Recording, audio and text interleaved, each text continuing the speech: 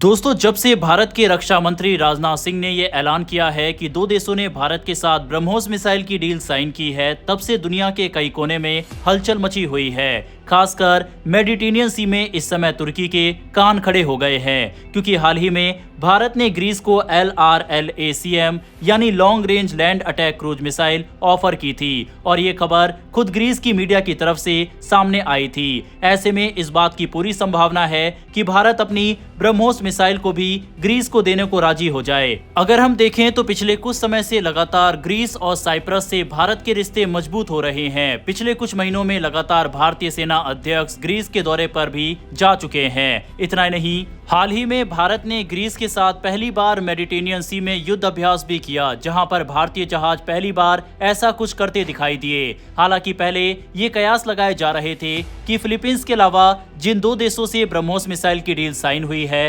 वह इंडोनेशिया और वियतनाम हो सकते हैं। अब इसमें वियतनाम से तो हो सकता है कि भारत ने ये डील साइन की हो, लेकिन इंडोनेशिया के साथ ब्रह्मोस मिसाइल की डील की संभावना इस समय काफी कम दिखाई दे रही है। इसके पीछे कारण यह है कि इंडोनेशिया इस समय चीन के साथ कई बड़ी डिफेंस डील साइन करता हुआ दिखाई दे रहा है और उसने कई चीनी हथियारों में अपना इंटरेस्ट शो किया है, जिसमें चीन का फाइटर जेट भी शामिल है। इसके अलावा चीन की कई मिसाइल में भी इंडोनेशिया ने अपना इंटरेस्ट शो किया है। ऐसे में इस बात की संभावना बेहद कम है कि भारत अपनी ब्रह्मोस मिसाइल इंडोनेशिया को दे दे, जो कि आगे चलकर चीनी J-10 खरीदेगा। आप स्क्रीन पर बकायदा आर्टिकल देख सकते हैं। कई सारे आर्टिकल वर्ल्ड वाइड इस पर छप चुके हैं कि आगे चलकर इंडोनेशिया J-10 फाइटर जेट चीन से खरीदेगा। यही कारण है कि हमारे लिहाज से भारत शायद ही इंडोनेशिया को ब्रह्मोस दे। ऐसे में बचता है सऊदी, UAE जैसे देश। सऊदी की हाल ही में पाकिस्तान के साथ बड़ी डिफेंस डील साइन हुई है।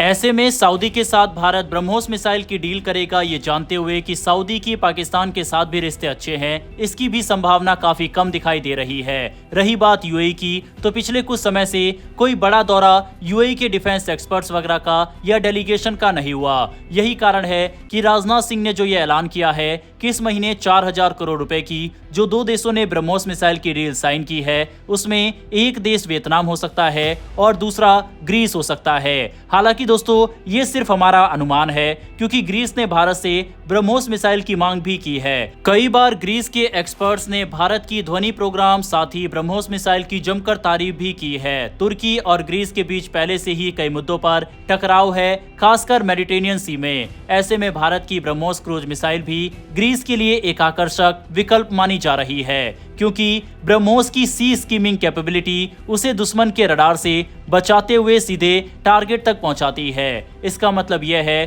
कि अगर ब्रह्मोस ग्रीस के तट रक्षा सिस्टम का हिस्सा बनती है तो तुर्की नौसेना के लिए यह एक बहुत बड़ा खतरा बन सकता है। तुर्की मीडिया भी इस ऑफर को भारत का एक स्ट्रेटेजिक मैसेज बता रही है, क्योंकि तुर्की ने ऑपरेशन सिंदूर के दौरान पाकिस्तान को खुला समर्थन दिया था और अब भारत उसी को कूटनीतिक तरीके से जवाब दे रहा है। हालांकि जब हमने पिछली वीडियो में ब्रह्मोस वाली ये खबर बताई थी, तो उसमें कई लोगों ने ताइवान और अर्मीनिया का नाम भी लिया था कि इन देशों से भी भारत ब्रह्मोस की डील साइन कर सकता है। तो इसकी संभावना भी काफी कम दिखाई दे रही है, क्योंकि अर्मीनिया और अजरबैजान के बीच हाल ही में एक समझौता हुआ है और दोनों देश अपने संबंधों को इस समय सामान्य कर रहे हैं। रही बात ताइवान की, तो भारत इतना बड़ा स्टेप एक ऐसे मौके पर जब भारत के अमेरिका के साथ संबंध खराब चल रहे हैं तब नहीं लेगा, क्योंकि पिछले कुछ समय से भारत और चीन के रिश्ते पटरी पर लौटते हुए दिखाई दे रहे हैं। बहरहाल दोस्तों, आपको क्या लगता है कि क्या ग्रीस वह दूसरा देश हो सकता है जिसके साथ भारत ने ब्रह्मोस मिसाइल की डील साइन की हो, या फिर कोई और होगा?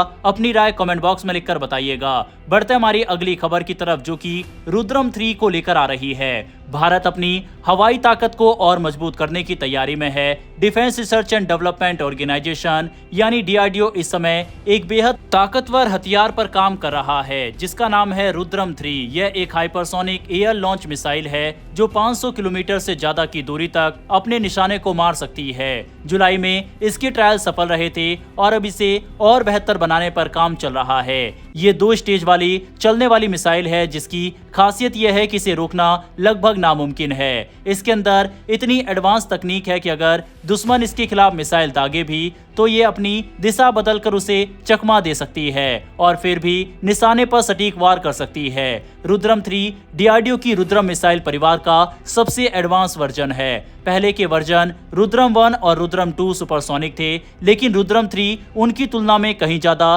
तेज और शक्तिशाली है। इसकी स्पीड मैक 5 से भी ज्यादा है, यानी ये आवाज की गति से 5 गुना तेज उड़ सकती है। इसमें 200 किलो का वॉरहेड है और अगर इसे सुखोई 30 MKI लड़ाकू विमान से 11 किलोमीटर की ऊंचाई से छोड़ा जाए तो ये 550 से 600 किलोमीटर दूर तक टारगेट को तबाह कर सकती है। इसका मतलब ये हुआ कि भारत के पायलटों को दुश्मन के क्षेत्र में घुसने की जरूरत नहीं पड़ेगी, फिर भी वह दुश्मन के ठिकानों पर घातक वार कर पाएंगे।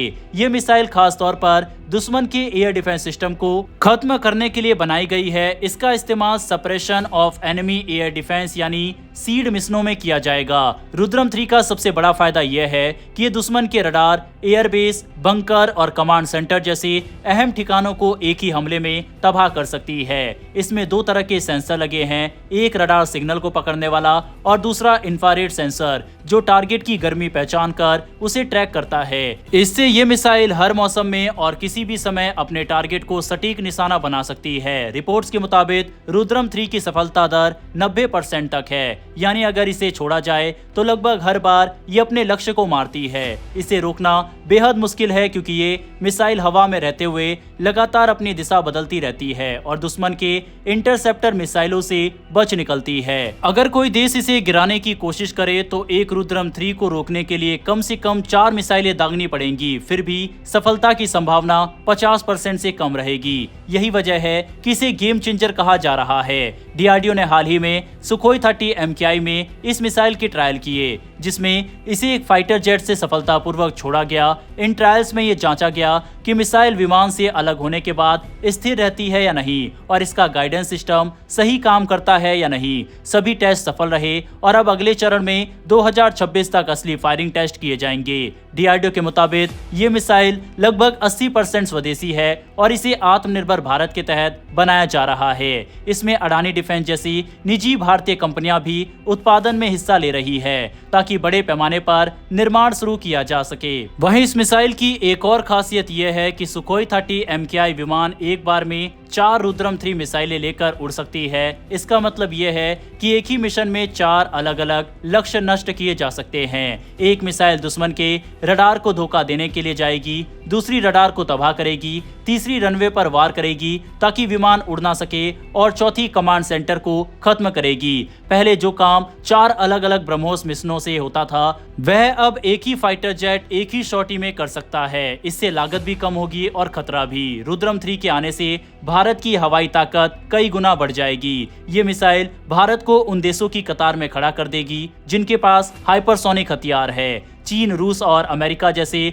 देशों के बाद अब भारत भी इस टेक्नोलॉजी में महारत हासिल करने के करीब है। ये सिर्फ एक मिसाइल नहीं बल्कि भारत की तकनीकी क्षमता और आत्मनिर्भरता का प्रतीक है। आने वाले कुछ सालों में जब रुद्रम 3 पूरी तरह ऑपरेशनल होगी तो भारत की वायुसेना के पास दुश्मन देश के अंदर गए बिना ही उसे जवाब देने की जबरदस्त क्षमता होगी और यही असली ताकत है आधुनिक युद्ध की। बहरहाल दोस्तों, इस वीडियो में इतना ही। इन्फॉर्मेशन और वीडियो पसंद आई हो तो हमें सपोर्ट करने के लिए नीचे दिए गए सब्सक्राइब बटन को प्रेस कर बेल आइकन को जरूर दबा ले। फिर मिलेंगे ऐसी एक नई वीडियो के साथ। धन्यवाद। जय हिंद, जय भारत।